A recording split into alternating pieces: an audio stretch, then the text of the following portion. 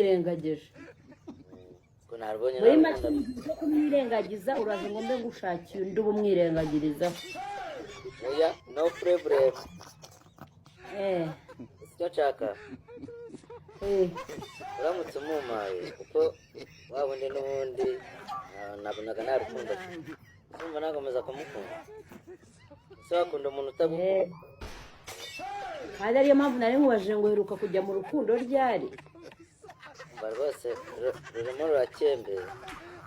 urwo nari rurimo rurakembera mazima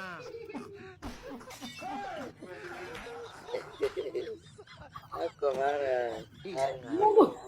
God have mercy upon us.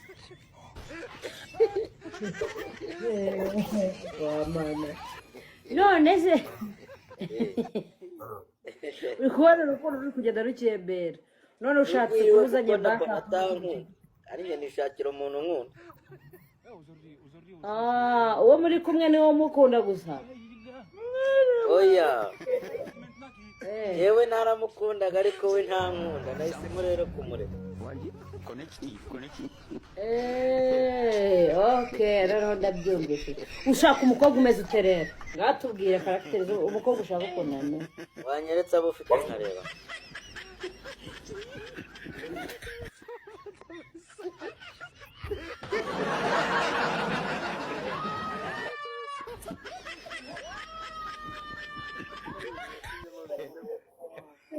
yose nagorwa koko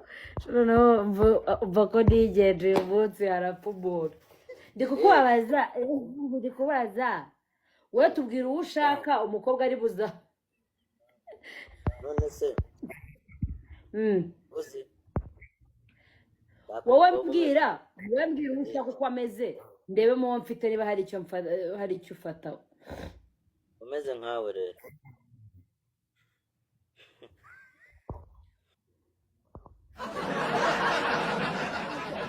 mugani bajya bavuga ngo icyizere kiraza amasindura wose ngo icyizere baraza ngo icyizere kiraza amasinde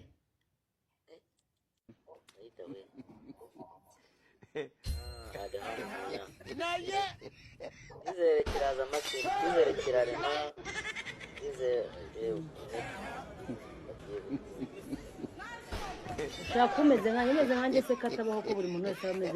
aba ameze ku giti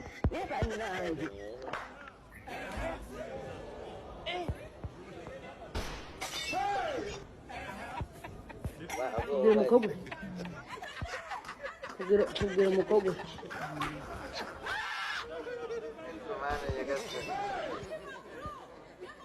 umukobwa nshaka mazima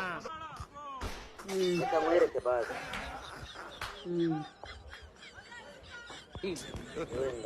God have mercy upon us. undi umukobwa ufite disipurine nkeya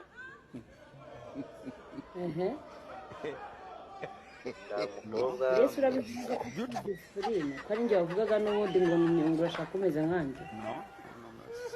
ntabwo ariho ndi kuvuga kubera yuko n'ubundi wamaze kumbwira ko icyizere kiraza amasinde Mazima aramutse afite urukundo ubona ko yaje kujya mu rukundo twakundana naryo ari umukobwa mwiza w'inzobe cyangwa se imibiri yombi ukongera nawe uramuhitiramo ese ndaguhitiramo njye nda amarangamutima yawe ko amarangamutima yawe ari wowe uzi ko akora imibiri yombi sasa imibiri yombi ubyibushye cyane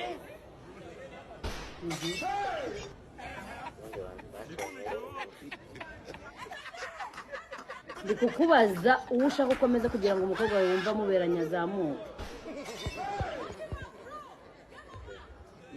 mazima cyane uri mu rugero nyine uringaniye umukobwa uri hano wumva ushaka ko muhuza na Moses nazamuka